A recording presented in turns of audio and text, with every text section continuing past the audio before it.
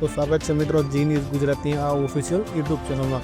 મિત્રો આજના વિડીયોમાં આપણે જે અમુક એવા મુખ્ય સમાચાર મિત્રો આવી ગયા છે એ પણ ખાસ કરીને ગુજરાતના સમાચાર તેના વિશે મિત્રો આપણે વાત કરવાની છે। મિત્રો શરૂ કરીએ આપણે કે હવામાન અપડેટ વિશે મિત્રો આપણે સૌપ્રથમ જાણવાનું છે કે 15 ઓગસ્ટથી દેશભરમાં ચોમાસું સક્રિય થશે અને મિત્રો અરબ સાગરમાં સાયક્લોનિક સર્ક્યુલેશનને કારણે 19 થી લઈને 22 ઓગસ્ટ દરમિયાન દક્ષિણ સૌરાષ્ટ્રમાં ભારે વરસાદની શક્યતાઓ દેખાશે અને મિત્રો 6 થી 12 ઓગસ્ટ સુધીમાં વરસાદી ઝાપટા વધી જશે।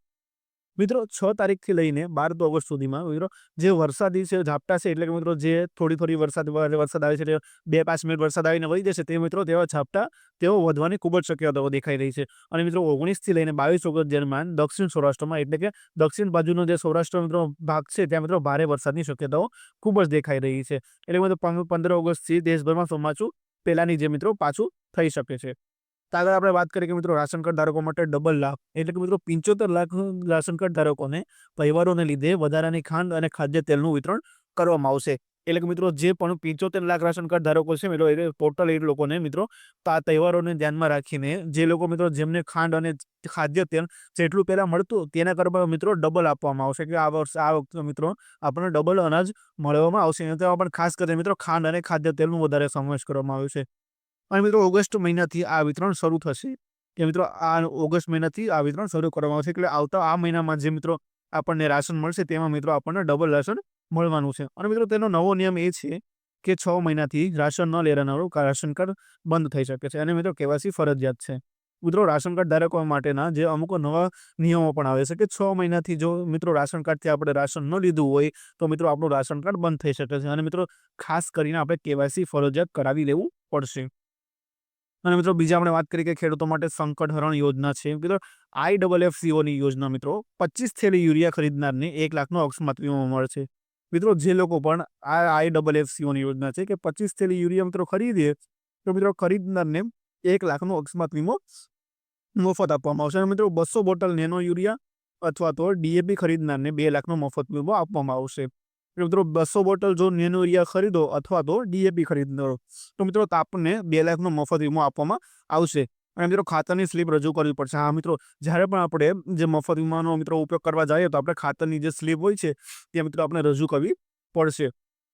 તો મિત્રો રક્ષાબંધન પહેલા મિત્રો મહિલાઓને જે લાભ થવાના છે તેના વિશે મિત્રો આપણે વાત કરીએ કે મધ્યપ્રદેશની લાડલી બહેન યોજના હેઠળ બહેનોને 1500 રૂપિયાની સહાય કરવામાં આવશે। એટલે કે મિત્રો આ જે યોજના છે મિત્રો તે મધ્યપ્રદેશ હેઠળ યોજાય છે કે મિત્રો તેનું નામ છે લાડલી બહેન યોજના। તો મિત્રો જે 1500 રૂપિયાની સહાય મિત્રો આ લાડલી બહેનોને કરવામાં આવશે। અને મિત્રો 7 ઓગસ્ટ 1225ની જગ્યાએ 1500 રૂપિયા બેંક ખાતામાં જમા થશે। મિત્રો જે 7 ઓગસ્ટે 1225 રૂપિયા આવવાના છે તેની જગ્યાએ મિત્રો 1500 રૂપિયા બેંક ખાતામાં આપણા જમા કરવામાં આવશે। મિત્રો ખેડૂતોના દેવા વિશે આપણે વાત કરી લઈએ આખરે તો ગુજરાતના ખેડૂતો પર સરેરાશ 56,568 રૂપિયાનું દેવું છે। મિત્રો ખેતીનો ખર્ચો વધ્યો, પાકના ભાવ ઓછા મળે છે તો શું મિત્રો સરકારને ખેડૂતોનું દેવું માફ કરશે? તમારો અભિપ્રાય કોમેન્ટમાં શેર કરજો મિત્રો।